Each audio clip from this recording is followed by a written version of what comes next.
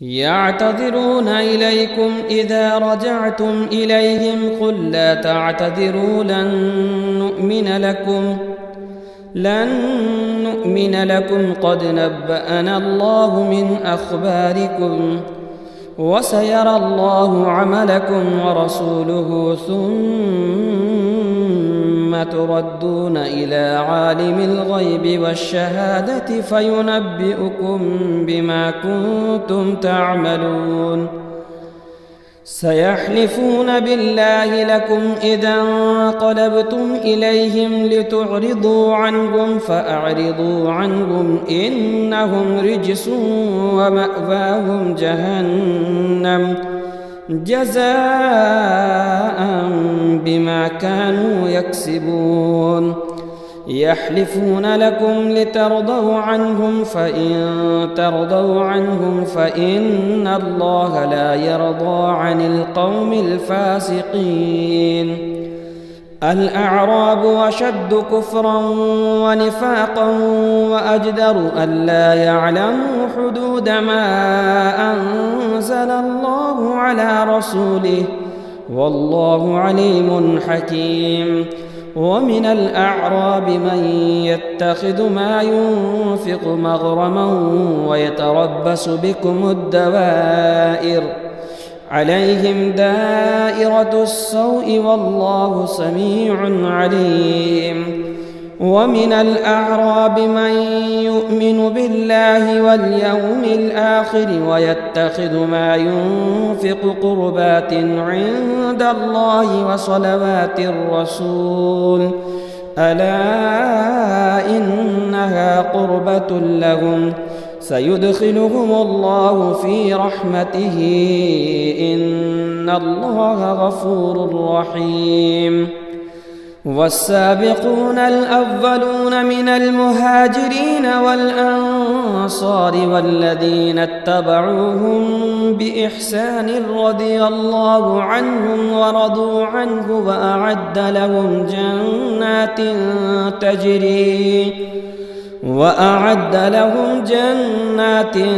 تجري تحتها الأنهار خالدين فيها أبدا ذلك الفوز العظيم وممن حولكم من الأعراب منافقون ومن أهل المدينة مردوا على النفاق لا تعلمهم نحن نعلمهم سنعذبهم مرتين ثم يردون إلى عذاب عظيم وآخرون اعترفوا بذنوبهم خلطوا عملا صالحا وآخر سيئا عسى الله أن يتوب عليهم إن الله غفور رحيم خذ من أموالهم صدقة تطهرهم وتزكيهم بها وصل عليهم إن صلاتك سكن لهم والله سميع عليم ألم يعلموا أن الله هو يقبل التوبة عن عباده ويأخذ الصدقات وأن الله هو التواب الرحيم وقل اعملوا فسيرى الله عملكم ورسوله والمؤمنون وستردون إلى عالم الغيب والشهادة فينبئكم بما كنتم تعملون وآخرون مرجون لأمر الله إما يعذبهم وإما يتوب عليهم والله عليم حكيم والذين اتخذوا مسجدا ضرارا وكفرا وتفريقا بين المؤمنين وإرصادا لمن حارب الله ورسوله من قبل وليحلفن إن أردنا إلا الحسنى والله يشهد إنهم لكاذبون لا تقم فيه أبدا لمسجد أسس على التقوى من أول يوم أحق أن تقوم فيه رجال يحبون أن يتطهروا والله يحب المطهرين. أفمن أسس بنيانه على تقوى من الله ورضوان خير أم من أسس بنيانه على شفا جرف هار فانهار به في نار جهنم والله لا يهدي القوم الظالمين. لا يزال بنيانهم الذي بنوا ريبة في قلوبهم إلا أن تقطع قلوبهم والله عليم حكيم. إن الله اشترى من المؤمنين أنفسهم وأموالهم بأن لهم الجنة يقاتلون في سبيل الله فيقتلون ويقتلون وعدا عليه حقا في التوراة والإنجيل والقرآن ومن أوفى بعهده من الله فاستبشروا ببيعكم الذي بايعتم به وذلك هو الفوز العظيم. التائبون العابدون الحامدون السائحون الراكعون الساجدون الآمرون بالمعروف والناهون عن المنكر والحافظون لحدود الله وبشر المؤمنين. ما كان للنبي والذين آمنوا أن يستغفروا للمشركين ولو كانوا أولي قربى من بعد ما تبين لهم أنهم أصحاب الجحيم. وما كان استغفار إبراهيم لأبيه إلا عن موعدة وعدها إياه فلما تبين له أنه عدو لله تبرأ منه إن إبراهيم لأواه حليم. وما كان الله ليضل قوما بعد إذ هداهم حتى يبين لهم ما يتقون إن الله بكل شيء عليم. إن الله له ملك السماوات والأرض يحيي ويميت وما لكم من دون الله من ولي ولا نصير. لقد تاب الله على النبي والمهاجرين والأنصار الذين اتبعوه في ساعة العسرة من بعد ما كاد يزيغ قلوب فريق منهم ثم تاب عليهم إنه بهم رءوف رحيم. وعلى الثلاثة الذين خلفوا حتى إذا ضاقت عليهم الأرض بما رحبت وضاقت عليهم أنفسهم وظنوا أن لا ملجأ من الله إلا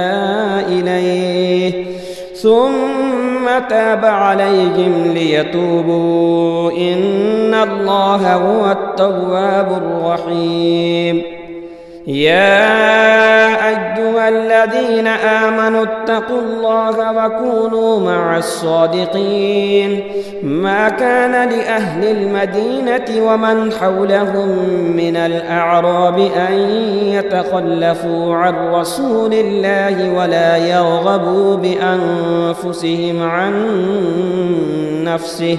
ذلك بأنهم لا يصيبهم ظمأ ولا نصب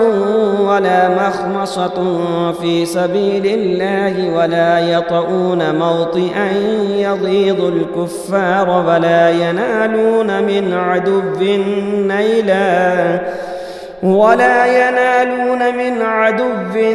نيلا إلا كتب لهم به عمل صالح إن الله لا يضيع أجر المحسنين. ولا ينفقون نفقة صغيرة ولا كبيرة ولا يقطعون واديا إلا كتب لهم ليجزيهم الله أحسن ما كانوا يعملون وما كان المؤمنون لينفروا كافة فلولا نفر من كل فرقة منهم طائفة ليتفقهوا في الدين ولينذروا قومهم إذا رجعوا إليهم لعلهم يحذرون يا أيها الذين آمنوا قاتلوا الذين يلونكم من الكفار وليجدوا فيكم غلظة واعلموا أن الله مع المتقين وإذا ما أنزلت سورة فمنهم من يقول أيكم زادته هذه إيمانا فأما الذين آمنوا فزادتهم إيمانا وهم يستبشرون وأما الذين في قلوبهم مرض فزادتهم رجسا إلى رجسهم وماتوا وهم كافرون أولا يرون أنهم يفتنون في كل عام مرة أو مرتين ثم لا يتوبون ولا هم يذكرون وإذا ما أنزلت سورة نظر بعضهم إلى بعض هل يراكم من أحد ثم انصرفوا صرف الله قلوبهم بأنهم قوم لا يفقهون لقد جاءكم رسول من أنفسكم عزيز عليه ما عنتم حريص عليكم بالمؤمنين رؤوف رحيم فإن تولوا فقل حسبي الله لا إله إلا هو عليه توكلت وهو رب العرش العظيم بسم الله الرحمن الرحيم ألف لام را تلك آيات الكتاب الحكيم أكان للناس عجبا أن أوحينا إلى رجل منهم أن أنذر الناس وبشر الذين آمنوا أن لهم قدم صدق عند ربهم قال الكافرون إن هذا لساحر مبين إن ربكم الله الذي خلق السماوات والأرض في 6 أيام ثم استوى على العرش يدبر الأمر ما من شفيع إلا من بعد إذنه ذلكم الله ربكم فاعبدوه أفلا تذكرون إليه مرجعكم جميعا وعد الله حقا إنه يبدأ الخلق ثم يعيده ليجزي الذين آمنوا وعملوا الصالحات بالقسط والذين كفروا لهم شراب من حميم وعذاب أليم بما كانوا يكفرون هو الذي جعل الشمس ضياء والقمر نورا وقدره منازل لتعلموا عدد السنين والحساب ما خلق الله ذلك إلا بالحق يفصل الآيات لقوم يعلمون إن في اختلاف الليل والنهار وما خلق الله في السماوات والأرض لآيات لقوم يتقون إن الذين لا يرجون لقاءنا ورضوا بالحياة الدنيا واطمأنوا بها والذين هم عن آياتنا غافلون أولئك مأواهم النار بما كانوا يكسبون إن الذين آمنوا وعملوا الصالحات يهديهم ربهم بإيمانهم تجري من تحتهم الأنهار في جنات النعيم دعواهم فيها سبحانك اللهم وتحيتهم فيها سلام وآخر دعواهم أن الحمد لله رب العالمين ولو يعجل الله للناس الشر استعجالهم بالخير لقضي إليهم أجلهم فنذر الذين لا يرجون لقاءنا في طغيانهم يعمهون وإذا مس الإنسان الضر دعانا لجنبه أو قاعدا أو قائما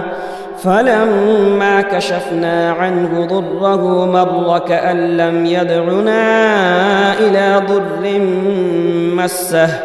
كذلك زين للمسرفين ما كانوا يعملون ولقد أهلكنا القرون من قبلكم لما ظلموا وجاءتهم رسلهم بالبينات وما كانوا ليؤمنوا كذلك نجزي القوم المجرمين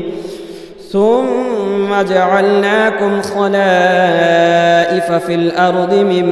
بعدهم لننظر كيف تعملون وإذا تتلى عليهم آياتنا بينات قال الذين لا يرجون لقاء نأت بقرآن غير هذا أو بدله قل ما يكون لي أن أبدله من تلقاء نفسي إن أتبع إلا ما يوحى إلي إني أخاف إن عصيت ربي عذاب يوم عظيم قل لو شاء الله ما تلوته عليكم ولا أدراكم به فقد لبثت فيكم عمرا من قبله أفلا تعقلون فمن أظلم ممن افترى على الله كذبا أو كذب بآياته إنه لا يفلح المجرمون ويعبدون من دون الله ما لا يضرهم ولا ينفعهم ويقولون هؤلاء شفعاؤنا عند الله قل أتنبئون الله بما لا يعلم في السماوات ولا في الأرض سبحانه وتعالى عما يشركون وما كان الناس إلا أمة واحدة فاختلفوا ولولا كلمة سبقت من ربك لقضي بينهم فيما فيه يختلفون ويقولون لولا أنزل عليه آية من ربه فقل إنما الغيب لله فانتظروا إني معكم من المنتظرين وإذا أذقنا الناس رحمة من بعد ضراء مستهم إذا لهم مكر في آياتنا قل الله أسرع مكرا إن رسلنا يكتبون ما تمكرون هو الذي يصيركم في البر والبحر حتى إذا كنتم في الفلك وجرين بهم بريح طيبة وفرحوا بها جاءتها ريح عاصف وجاءهم الموج من كل مكان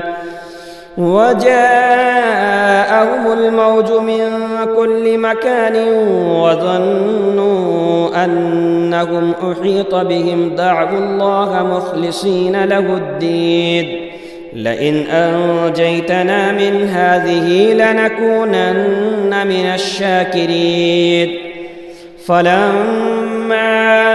أنجاهم إذا هم يبغون في الأرض بغير الحق يا أيها الناس إنما بغيكم على أنفسكم متاع الحياة الدنيا ثم إلينا مرجعكم فننبئكم بما كنتم تعملون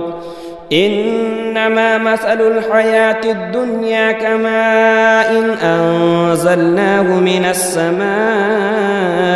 فاختلط به نبات الأرض مما يأكل الناس والأنعام حتى إذا أخذت الأرض زخرفها وزينت وظن أهلها أنهم قادرون عليها أتاها أمرنا ليلا أو نهارا فجعلناها حصيدا كأن لم تغن بالأمس كذلك نفصل الآيات لقوم يتفكرون والله يدعو إلى دار السلام ويهدي من يشاء إلى صراط مستقيم للذين أحسنوا الحسنى وزيادة ولا يرحق وجوههم قتر ولا ذلة أولئك أصحاب الجنة هم فيها خالدون والذين كسبوا السيئات جزاء سيئة بمثلها وترهقهم ذلة ما لهم من الله من عاصم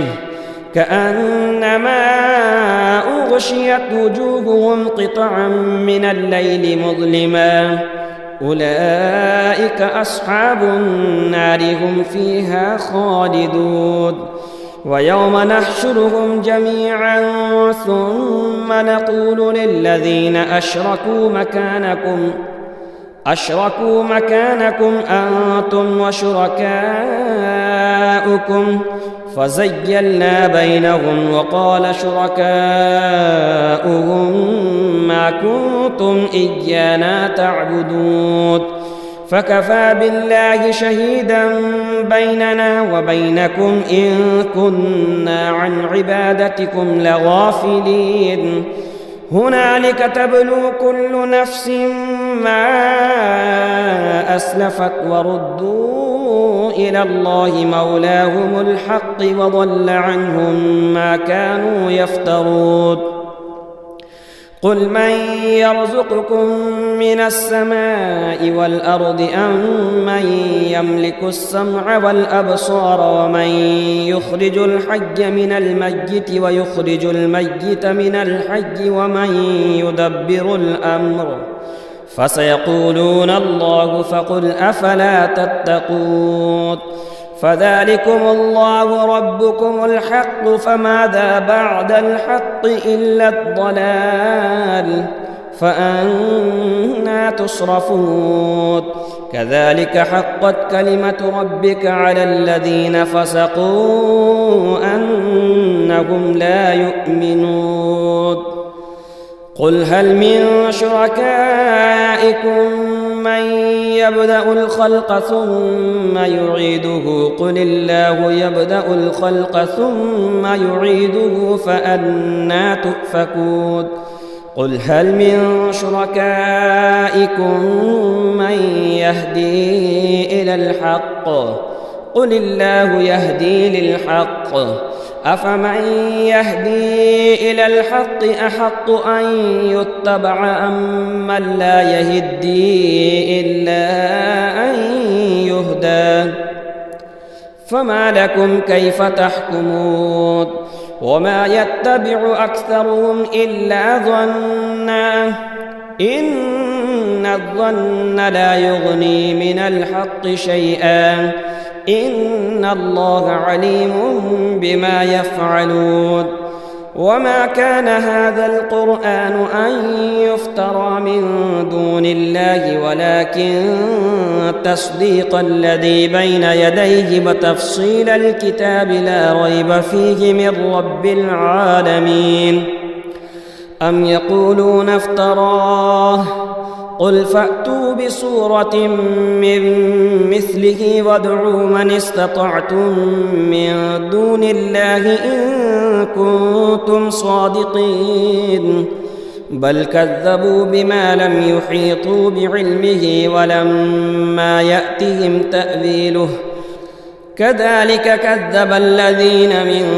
قبلهم فانظر كيف كان عاقبة الظالمين ومنهم من يؤمن به ومنهم من لا يؤمن به وربك أعلم بالمفسدين وإن كذبوك فقل لي عملي ولكم عملكم أنتم بريئون مما أعمل وأنا بريء مما تعملون ومنهم من يستمعون إليك أفأنت تسمع الصم ولو كانوا لا يعقلون ومنهم من ينظر إليك أفأنت تهدي العمي ولو كانوا لا يبصرون إن الله لا يظلم الناس شيئا ولكن الناس أنفسهم يظلمون ويوم يحشرهم كأن لم يلبثوا إلا ساعة من النهار يتعارفون بينهم قد خسر الذين كذبوا بلقاء الله وما كانوا مهتدين وإما نرينك بعض الذي نعدهم أو نتوفينك فإلينا مرجعهم ثم الله شهيد على ما يفعلون ولكل أمة رسول فإذا جاء رسولهم قضي بينهم بالقسط وهم لا يظلمون ويقولون متى هذا الوعد إن كنتم صادقين قل لا أملك لنفسي ضرا ولا نفعا إلا ما شاء الله لكل أمة أجل إذا جاء أجلهم فلا يستأخرون ساعة ولا يستقدمون قل أرأيتم إن أتاكم عذابه بياتا أو نهارا ماذا يستعجل منه المجرمون أثم إذا ما وقع آمنتم به الآن وقد كنتم به تستعجلون ثم قيل للذين ظلموا ذوقوا عذاب الخلد هل تجزون إلا بما كنتم تكسبون ويستنبئونك أحق هو قل إي وربي إنه لحق وما أنتم بمعجزين ولو أن لكل نفس ظلمت ما في الأرض لافتدت به وأسروا الندامة لما رأوا العذاب وقضي بينهم بالقسط وهم لا يظلمون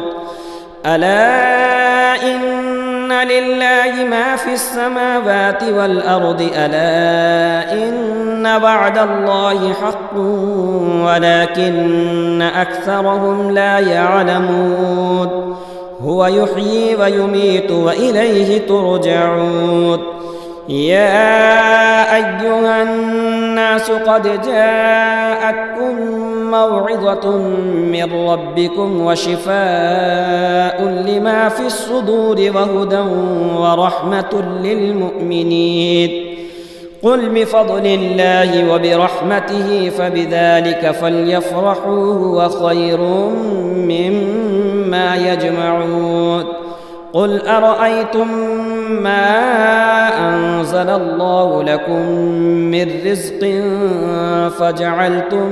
منه حراما وحلالا قل الله أذن لكم أم على الله تفترون وما ظن الذين يفترون على الله الكذب يوم القيامة إن الله لذو فضل على الناس ولكن أكثرهم لا يشكرون وما تكون في شأن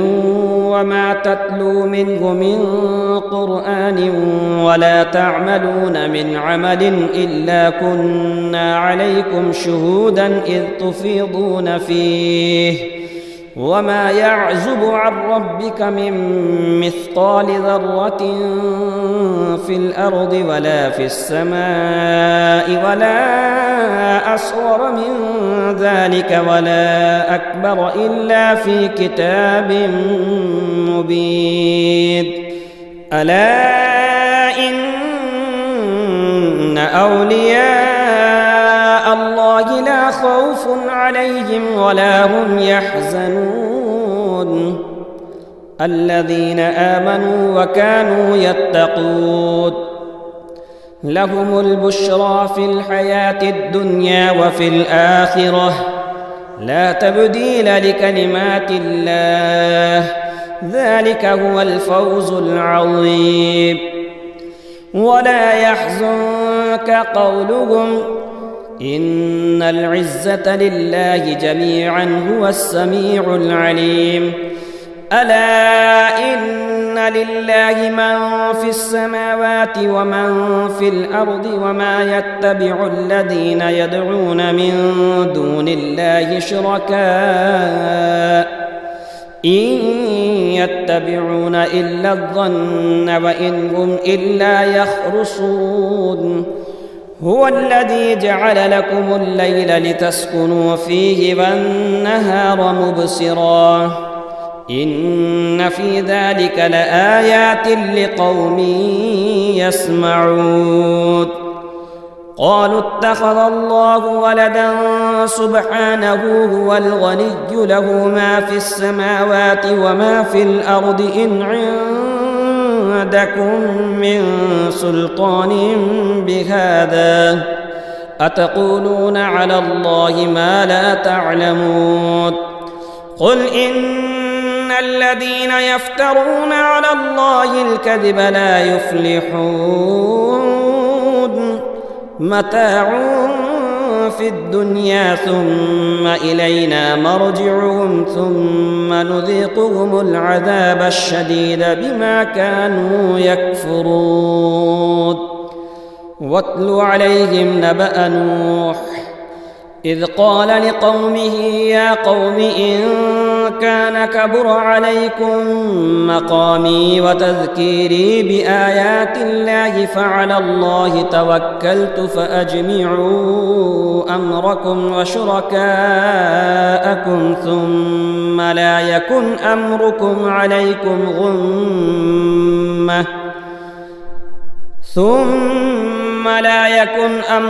عليكم غمة ثم اقضوا إلي ولا تنذرون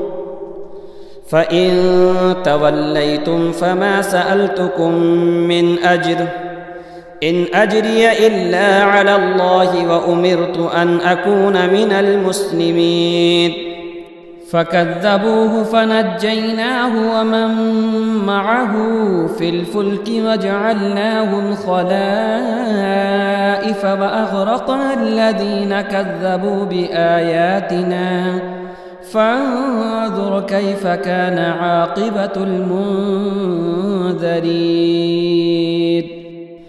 ثم بعثنا من بعده رسلا إلى قومهم فجاءوهم بالبينات فما كانوا ليؤمنوا بما كذبوا به من قبل كذلك نطبع على قلوب المعتدين ثم بعثنا من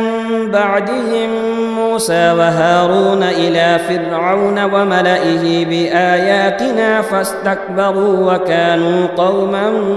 مجرمين فلما جاءهم الحق من عندنا قالوا إن هذا لسحر مبين قال موسى أتقولون للحق لما جاءكم أسحر هذا ولا يفلح الساحرون قالوا أجئتنا لتلفتنا عما وجدنا عليه آباءنا وتكون لكما الكبرياء في الأرض وما نحن لكما بمؤمنين وقال فرعون ائتوني بكل ساحر عليم فلما جاء السحرة قال لهم موسى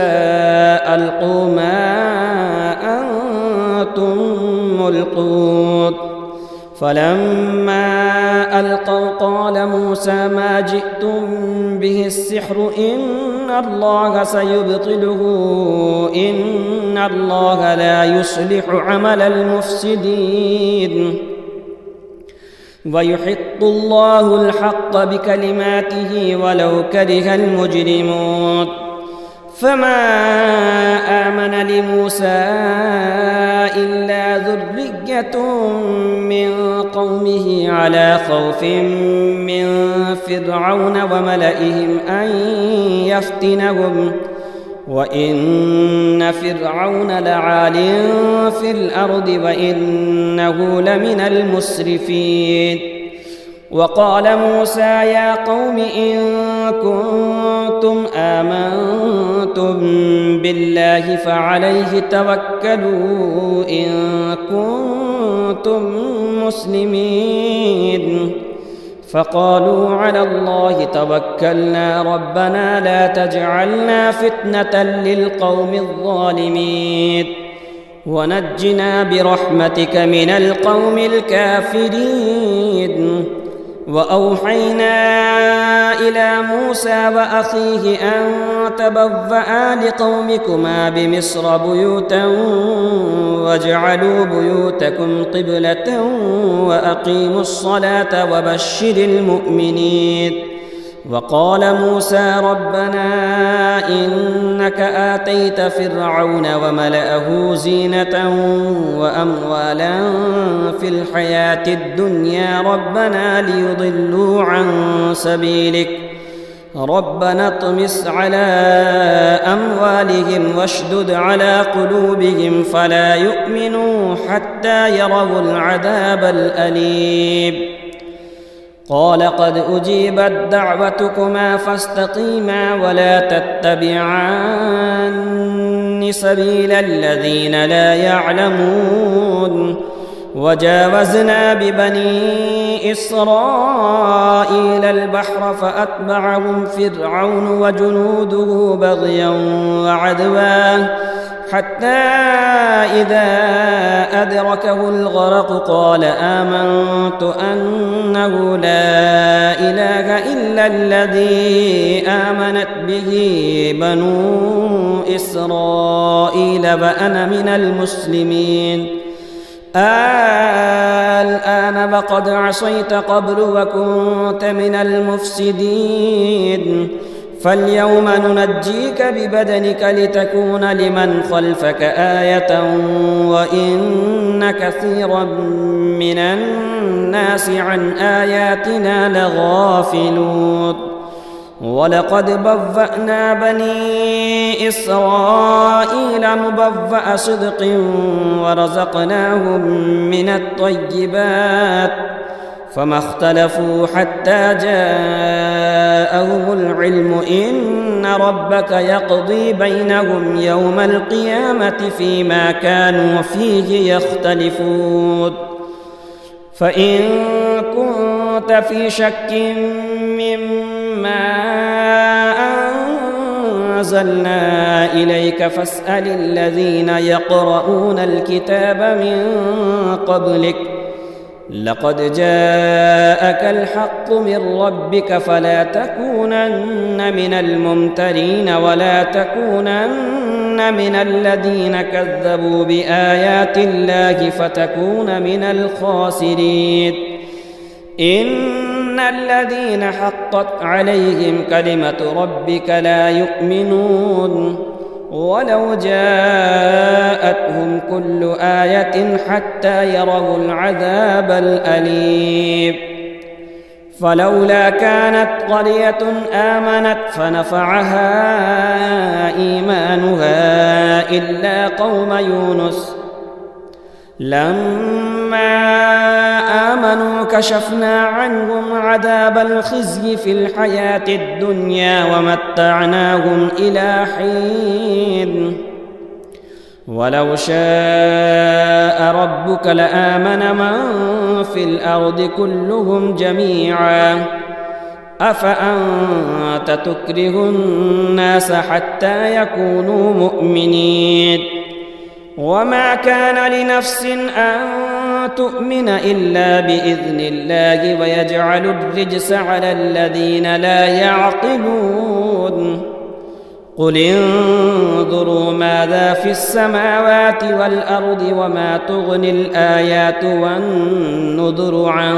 قوم لا يؤمنون فهل ينتظرون إلا مثل أيام الذين خلوا من قبلهم قل فانتظروا إني معكم من المنتظرين ثم ننجي رسلنا والذين آمنوا كذلك حقا علينا ننجي المؤمنين قل يا أيها الناس إن كنتم في شك من ديني فلا أعبد الذين تعبدون من دون الله ولكن أعبد الله الذي يتوفاكم وأمرت أن أكون من المؤمنين وأن أقم وجهك للدين حنيفا ولا تكونن من المشركين ولا تدع من دون الله ما لا ينفعك ولا يضرك فإن فعلت فإنك إذا من الظالمين وإن يمسسك الله بضر فلا كاشف له إلا هو وإن يردك بخير فلا راد لفضله يصيب به من يشاء من عباده وهو الغفور الرحيم قل يا أيها الناس قد جاءكم الحق من ربكم فمن اهتدى فإنما يهتدي لنفسه ومن ضل فإنما يضل عليها وما أنا عليكم بوكيل واتبع ما يوحى إليك واصبر حتى يحكم الله وهو خير الحاكمين بسم الله الرحمن الرحيم ألف لام را كتاب أحكمت آياته ثم فصلت من لدن حكيم خبير ألا تعبدوا إلا الله إنني لكم منه نذير وبشير وأن استغفروا ربكم ثم توبوا إليه يمتعكم متاعا حسنا إلى أجل مسمى ويؤت كل ذي فضل فضله وإن تولوا فإني أخاف عليكم عذاب يوم كبير إلى الله مرجعكم وهو على كل شيء قدير ألا إنهم يثنون صدورهم ليستخفوا منه ألا حين يستغشون ثيابهم يعلم ما يسرون وما يعلنون إنه عليم بذات الصدور